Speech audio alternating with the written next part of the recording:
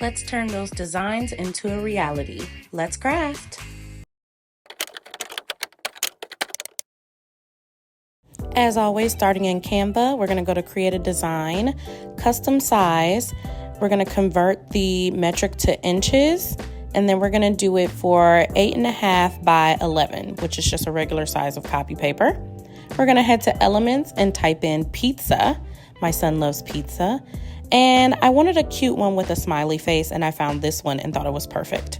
I'm going to add some text, and the text that I added says, "Have a slice day." I just thought that was so cute and corny. Don't judge me, y'all.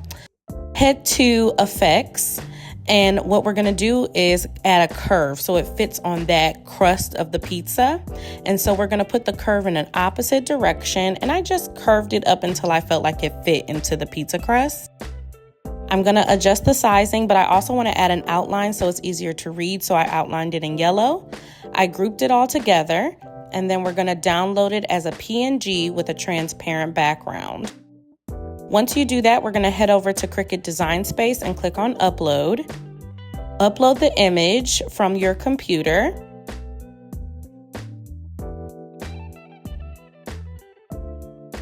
And once again, Canva has done the work for us. So you're going to click on Flat Graphic, and that's going to add it to the canvas once you click on Upload.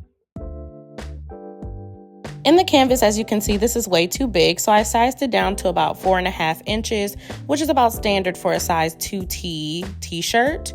And then I also added an offset in black in the size 0.125. Went ahead and clicked on Continue, and we printed it out. Go ahead and click on Send to Printer, and then you're going to make sure it's your correct Inkjet printer. And then I also clicked on Use System Dialog so that I can get a better quality by clicking on Photo Matte Paper so that I can get the best possible print. Then in Cricut Design Space, I clicked on Printable Iron-On and a default pressure.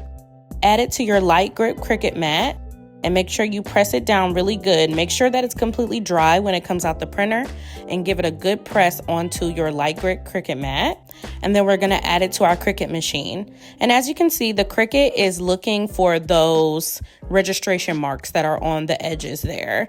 So it takes a second. Make sure there's good lighting in your room, but it's going to look at those registration marks and cut your print. Always lift up the corner to make sure it cut all the way through. Mine did, so that's perfect. We're going to go ahead and lift the outer layer off of the print. Flip over that mat and pull the paper off that way. Go ahead and slowly remove your printable HTV from the paper backing. You want to take your time with this. You don't want to rip it. You'll have to repeat this process of printing it and cutting it, and it's a hassle. Take your time. Take your time. It is very thin. You do not want to rip it. So just take your time with this part, but there it is, all perfect and cute. Go ahead and grab your heat press and go ahead and fire it up. This is the shirt. This is a black cotton, 100% cotton t-shirt that I got from Hobby Lobby. You can use a white shirt as well. You can use any cotton shirt. I folded it in half and I pressed it for about 10 seconds. This does two things. This lets me find the middle of the shirt, and it also preheats my shirt. So it's a twofer. And as you can see, that line in the middle is the middle of the shirt, and that's where we're going to slap our design. You want to make sure your design is about 2 inches below the collar. That's a proper placement.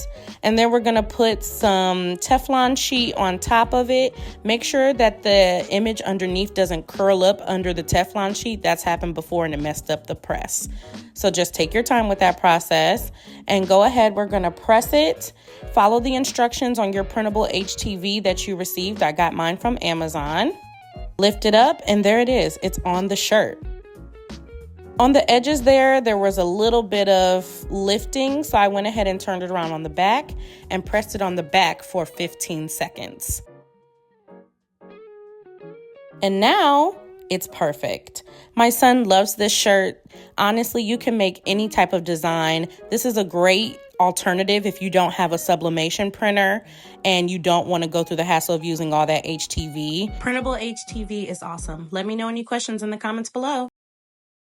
Thank you so much for watching. Don't forget to smash that notification bell and subscribe. Bye.